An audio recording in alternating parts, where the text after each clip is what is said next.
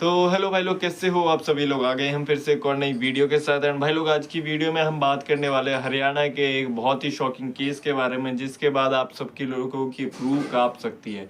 इतना brutal case है कि उसके सुनने के बाद आधे लोग तो यही सोचते रह जाते हैं कि ये चीज़ कोई इंसान कर कैसे सकता है।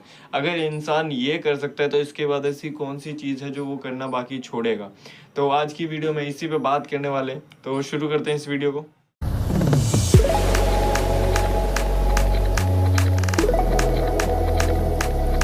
भाई, हरियाणा के एक गांव की लड़की मनीषा, जो एक कॉलेज स्टूडेंट थी एंड पार्ट टाइम पे बच्चों को पढ़ाती थी, यानी कि हमारे देश के फ्यूचर को बनाने में मदद कर रही थी। एक दिन वो जब अपने घर से कॉलेज जाने के लिए निकलती है तो उसे ये नहीं पता था कि अब उसका खुद का फ्यूचर बिल्कुल खत्म होने वाला है। मनीषा अपने घर से कॉलेज के लिए निकलती है, अपने पापा को इन्फॉर्म करती है कि पापा, मुझे कॉलेज में कुछ काम है तो इसलिए मैं कॉलेज जा रही हूँ। वो कोई नाइट की पार्टी करने नहीं गई थी, वो कोई इधर उधर घूमने नहीं गई थी, वो कोई ऐसी जगह नहीं गई थी जहाँ जाने पे लोगों को आपत्ति हो। वरना कुछ लोग तो इसमें भी आके खड़े हो जाएंगे कि लड़की घर से बाहर निकली थी तो लोग तो गलत करेंगे ही।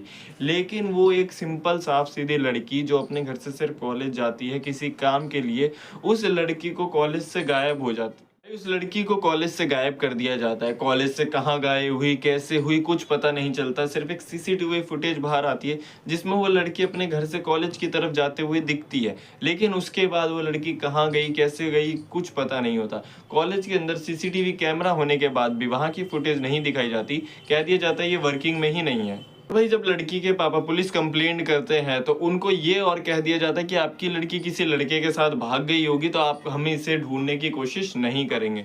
यानी कि एक पुलिस वाले के पास जो पापा अपनी लड़की की कंप्लेंट लेके गया होता है जिसकी लड़की मिसिंग है, और पुलिस वाले उसे ये कह के भगा देते हैं कि आपकी लड़की तो भाग गई होगी। तो ये सोचो कि उस इंसान पे क्या बीती होगी।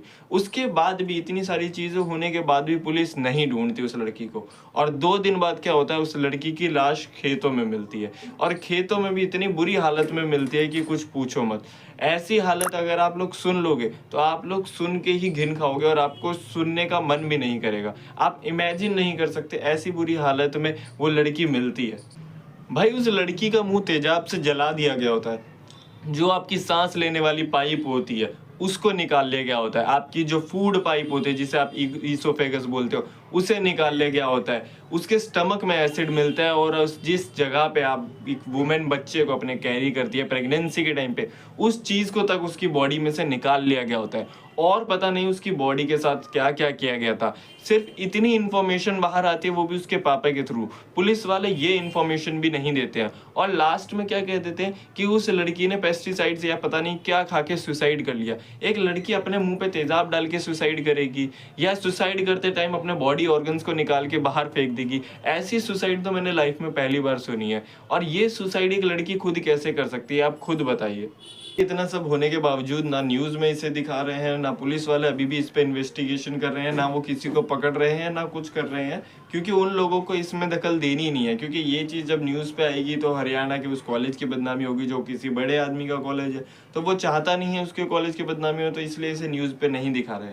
वरना सोचे, एक लड़की के सब जब इतना बुरा हुआ है तो उसकी जगह पे हमारे न्यूज़ पे दिखाया जा रहा है कि सीएम को पड़ा चाटा, बाबा ने ये बोल दिया, इस बाबा ने वो बोल दिया, इस बाबा ने ये कैसे बोल दिया, इसकी ये स्टेटमेंट आती है। बस हमारे न्यूज़ वालों को ये दिखाने से मतलब है।